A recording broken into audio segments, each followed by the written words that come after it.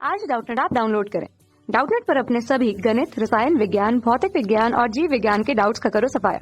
बस प्रश्न की फोटो खींचो, एक ही प्रश्न को क्रॉप करो और तुरंत वीडियो सोल्यूशन पाओ। अभी डाउनलोड करें। हेलो नमस्कार दोस्तों, हमारा प्रश्न है क्या निम्न धातुओं को उस क्रम में व्यवस्थित कीजिए जिसमें वे एक दूसरे को उनके लवण के विलयन से विस्थापित करती हैं। ठीक, और हमारी धातुएं कौन कौन सी हैं? एल्यूमिनियम, Cu, ठीक, Fe, Mg तथा Zn। ठीक है, ओके दोस्तों। तो देखो दोस्तों, होता क्या है कि हमारा देखो इन कॉन्सेप्ट में क्या कि धातुओं को उस क्रम में व्यवस्थित कीजिए जिसमें वो एक दूसरे को उनके लवण के विलयन से विस्थापित करती हैं। तो देखो, अगर विस्थापित धातुओं के विस्थापन का देखना है कि कौन किसके लवण के जलीय विलयन से विस्थापित करेगा, तो इसके लिए कॉन्सेप्ट क्या है दोस्तों कि वे धातुएं ठीक जिनका स्थान वैद्युत रासायनिक श्रेणी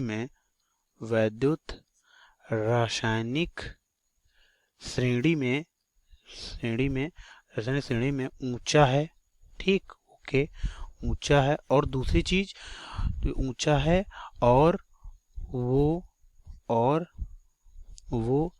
अब श्रेणी में अपने से नीचे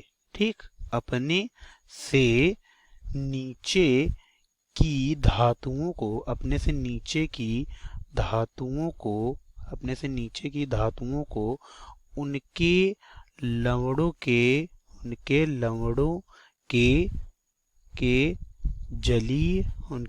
के जलीय विलयन से विस्थापित कर देती हैं। लवणों के जलीय विलयन से क्या कर देती हैं? लवणों के जलीय विलयन से विस्थापित कर देती हैं। ठीक, ओके। तो आप क्या कह सकते हो? आप कह सकते हो जैसे क्या हमारी तीन धातुएं हैं A, B, C।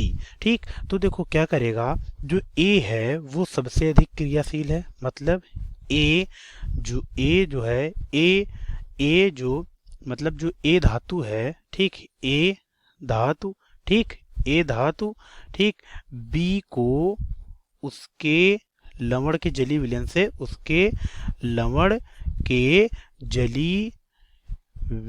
विस्थापित कर देगी। समझे कि नहीं समझे? ओके, जलीय विलयन से विस्थापित कर देगी। ठीक, ए धातु जो है बी को उसके लवण के जलीय विलयन से विस्थापित कर देगी। क्यों? क्योंकि ए का स्थान बी से ऊपर है। ठीक, और दूसरा पॉइंट क्या लिख सकते हो? जो बी धातु है, बी धातु है वह बी धातु सी को, ठीक, उसके लवण के जलीय विलयन, सी धातु को उसके लवण के, मतलब ए बी दोनों, ए तथा बी धातु, ठीक, सी को उसके लवण के जलीय विलयन से विस्थापित कर देंगी। आप इतना समझ गए होंगे। समझ गए कि नहीं समझ गए? बिल्कुल, विस्थापित कर देंगी। ठीक, ओके, आप इतना समझ चुके होंगे, समझ रहे होंगे। ठीक है, तो ये हमारे दोनों पॉइंट बहुत इंपॉर्टेंट पॉइंट हैं, ये कॉन्सेप्चुअल पॉइंट है। अब इसका कारण क्या है? दोनों कारण दोस्तों इसका ये है कि जो ए है, ठीक, कारण क्या है इन दोनों का? ये कारण इसलिए है कि ए जो है, ए धातु जो है बी व सी धातुओं से अधिक सक्रिय है। क्योंकि जो धातु विद्युत रासायनिक श्रेणी में ऊपर स्थित होती है वह अधिक सक्रिय होती है, धातुओं से अधिक सक्रिय है। ओके, ठीक है। और जो बी धातु है वह सी से अधिक सक्रिय है। बी धातु जो है सी से अधिक सक्रिय है। ठीक, ये आप कह सकते हो, अधिक सक्रिय है।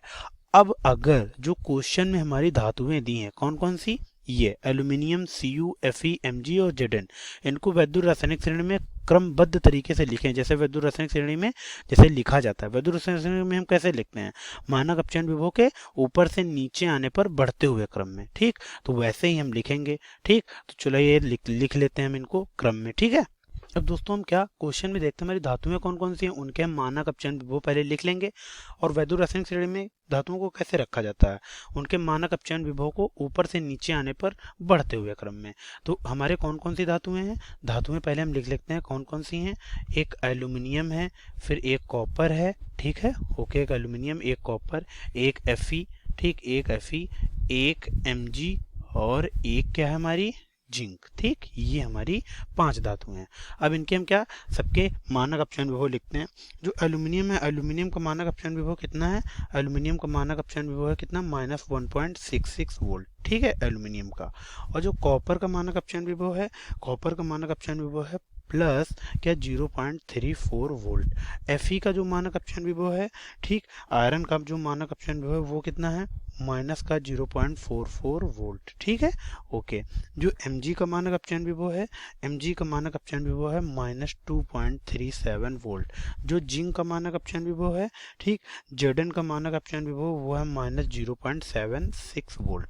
अब होता क्या है दोस्तों, वैद्युत रासायनिक श्रेणी में तत्व जो है ऊपर से नीचे, मतलब ऊपर से नीचे आने पर क्या होता है, हमारा मानक अपचयन विभव बढ़ता है। ठीक, मानक अपचयन विभव के बढ़ते हुए क्रम में लिखा जाता है। ठीक, तो मानक अपचयन विभव के बढ़ते हुए क्रम में, किसमें? बढ़ते हुए क्रम में, बढ़ते क्रम में लिखा जाता है। ठीक, तो देखो सबसे कम वाला ऊपर रहेगा, जिसका मानक अपचयन सबसे कम होगा वो सबसे ऊपर रहेगा। तो देखो किसका मानक अपचयन विभव सबसे कम है? आप देखो इसमें Mg का मानक अपचयन विभव सबसे कम है कि नहीं है? बिल्कुल, सबसे ऊपर हमारा कौन रहेगा? Mg। ठीक, ओके। फिर उसके बाद मानक अपचयन विभव किसका कम है? उसके बाद मानक अपचयन विभव कम है एल्यूमिनियम का। ठीक है, फिर उसके बाद किसका कम है दोस्तों? फिर उसके बाद कम है Zn का। ठीक है, फिर उसके बाद किसका कम है? Fe का। ठीक है, फिर दोस्तों आप किसका आएगा? अब आपका आ जाएगा कॉपर का। ठीक, ओके। तो कैसे देखा गया? मानक अपचयन विभव के बढ़ते हुए क्रम में। ठीक, तो इसे जब मानक अपचयन विभव के किसके? मानक अपचयन विभव के बढ़ते हुए क्रम में लिखा गया, मानक अपचयन विभव के बढ़ते क्रम में। ठीक, अब दोस्तों हुआ क्या कि हमने देखा कि Mg जो है एल्यूमिनियम से अधिक सक्रिय है, तो Mg क्या करेगा? एल्यूमिनियम को उसके लवण के जलीय विलयन से विस्थापित कर देगा, जिंक को जिंक के जलीय विलयन से विस्थापित करेगा, फिर Fe के लवण के जलीय विलयन से विस्थापित करेगा, कॉपर को कॉपर के जलीय से स्थापित कर देगा। और एल्यूमिनियम जो है जिंक, मतलब एल्यूमिनियम किससे किससे ऊपर है? जिंक, Fe तथा Cu को जो हम क्या कह सकते हैं? हम कह सकते हैं मैग्नीशियम जो है एल्यूमिनियम, Zn, Fe, Cu इतने के जलीय विलयन से क्या करेगा? इन धातुओं को स्थापित कर देगा। और जो जिंक है वो क्या करेगा? जो जिंक है Zn वो किसको? वो करेगा जो है क्या? Fe और Cu को जलीय विलयन को स्थापित करेगा, क्योंकि ये इन दो धातुओं के ऊपर उपस्थित है। तो इस तरह से हम क्या इस तरीके से क्रमबद्ध तरीके में लिखे हैं।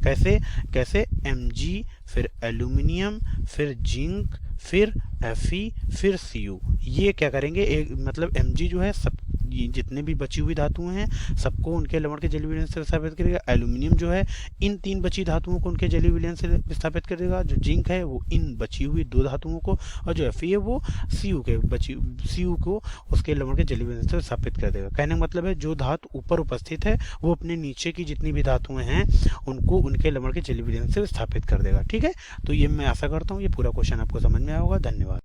कक्षा 6 से 12वीं से लेकर नीट, IIT, JEE वो एडवांस के लेवल तक 1 करोड़ से ज्यादा छात्रों का भरोसा। आज ही डाउनलोड करें डाउटनेट ऐप या व्हाट्सएप करें अपने सारे डाउट्स 8400 400 400 पर।